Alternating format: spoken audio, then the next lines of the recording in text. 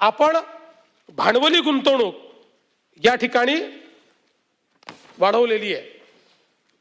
प्रभूसाहेब आमचे म्हणाले राज्यावर कर्ज अधिक आहे, तर मी म्हटलं आपण सोप्या शब्दात सांगावं। प्रभूसाहेब, मी तुमचं निवडणुकीचं ॲफिडेव्हिट बघितलं। तुमच्या निवडणुकीच्या ॲफिडेव्हिटमध्ये तुमची संपत्ती 14 कोटी आहे आणि तुमच्यावर दायित्व म्हणजे कर्जच म्हणू त्याला हे 3,54,00,000 आहे। आता हे दायित्वाचा विचार केला तर तुमच्यावर दायित्व किती आहे? 25.28% आणि महाराष्ट्रावर 18%। आता या दायित्वानी मला सांगा तुम्ही कर्जबाजारी होणार का? तुम्हाला नादारी घोषित करावी लागणार का? नाहीच, शक्यच नाही आहे।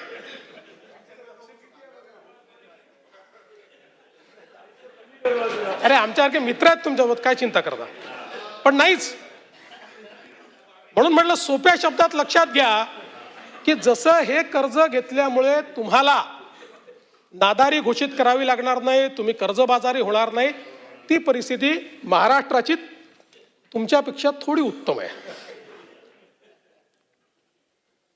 आता आमचे जयंतराव तर थेट मणकर्णिका घाटावर पोहोचले।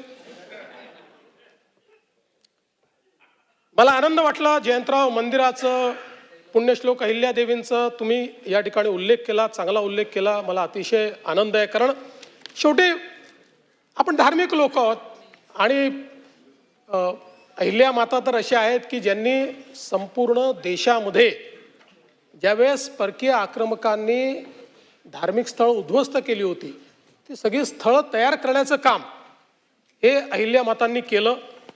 अर्थात तुमच्याही सरकारला अहिल्यादेवींचा सन्मान करण्याची संधी होती, पण 66 वर्षात तुम्ही अहमदनगरचं नाव अहिल्यानगर नाही केलं। आणि आता ठीक आहे, तुम्ही थेट उत्तर प्रदेशात गेलात, मणकर्णिका घाट तोडला आणि काय काय केलं, काही खरं नाही। मणकर्णिका घाटाचं संवर्धनाचं काम चाललेलं आहे।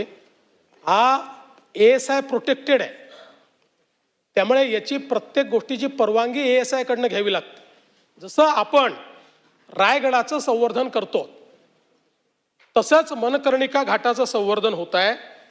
आणि तिथे जे काही आहे अंत्यसंस्कार घाट, लाकूड ठेवण्याची जागा, धार्मिक विधीची जागा, मुंडन जागा, इतर बसण्याची जागा, प्रसाधनगृह, पिण्याच्या पाण्याच्या सुविधा, या सगळ्या गोष्टी तिथल्या सर्व मूर्तींचं जतन करण्यात आलेलं आहे। आणि यासोबत मणकर्णिका घाटावर असलेल्या मसनाथ मंदिर, महाकाल मंदिर, तारकेश्वर महादेव मंदिर आणि अन्य मंदिरं आहेत, त्याचं संवर्धन केलं जात आहे, तेही ASIच्या मार्गदर्शनाखाली। जसं आपण आपल्या ज्योतिर्लिंगांचं करतोय तशाच पद्धतीनं कुठलंही मंदिर तोडलं जाणार नाही, कुठलीही मूर्ती काढली जाणार नाही, उलट हा घाट वापरणं अधिक सुविधाजनक व्हावं या संदर्भात हे काम चाललेलं आहे। आणि त्या संदर्भातले सगळे फोटो देखील मी घेऊन आलोय, नंतर तुम्हाला पाठवून देतो की आज काय परिस्थिती आहे आणि नंतर त्याचं काय होणार आहे। आणि त्याचे जे मान्यता सगळ्या ASIनी दिलेल्या आहेत, त्यामुळे मला असं वाटतं की तुमच्यासारख्या माणसांनी तरी अशा नरेटिव्हच्या भानगडीत पडू नये। हुशार माणसं जी असतात त्यांनी आकड्यातनं, तर्कातनं आपला नरेटिव्ह तयार केला पाहिजे।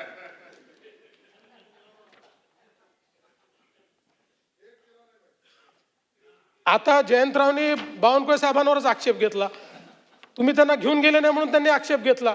कोराळीच्या मंदिरात त्यांनी सांगितलं, एवढंच एक कारण आहे। पण हे खरं नाही आहे जयंतराव, आपण या ठिकाणी सगळ्यांकरता पैसे ठेवलेले आहेत। काही आराखडे आधी आले आहेत, काही नंतर आले आहेत, काही चालू स्कीम आहे।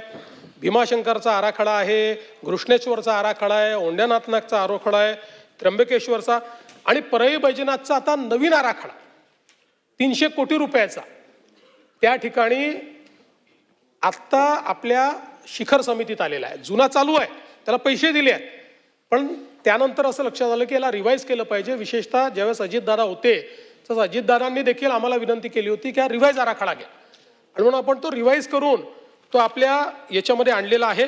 त्यामुळे त्यालाही आपण जे काही पैसे आहेत ते देणार आहोत. आपण बघा, देऊ, भंडारा, पंढरपूर, आळंदी, डोंगर, शेगाव, तुकडोजी महाराज, मोजरी, सगळं आता इतकं मी सगळं वाचून दाखवत नाही, पण असं फक्त बावनकुळे साहेबांना दिलं आणि इतरांना दिलं नाही हे योग्य नाही. तर हां, आणि तुम्ही तरी नेलं नाही त्यांना. ते म्हणतात पहिला निधी तुम्हीच दिला होता आणि तरी नेलं नाही, म्हणून प्रॉब्लेम आहे.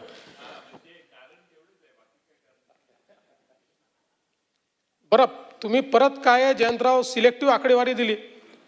तुम्ही सांगितलं 59% निधी बजेटमध्ये भाजपला, 22% शिवसेनेला, 19% राष्ट्रवादीला, असं तुम्ही सांगितलं. आता ठीक आहे, आमच्याकडे संख्याबळ जवळपास असंच आहे. पण 2022 मध्ये काय झालं होतं? 22 मध्ये तुमच्याकडे असलेला सर्वात मोठा पक्ष शिवसेना, त्यांना मिळाले 16%, काँग्रेसला मिळाले 26% आणि तेव्हाच्या राष्ट्रवादीला मिळाले 57%. आम्ही तर 137 आहोत, 137. तुम्ही किती होतात? 54.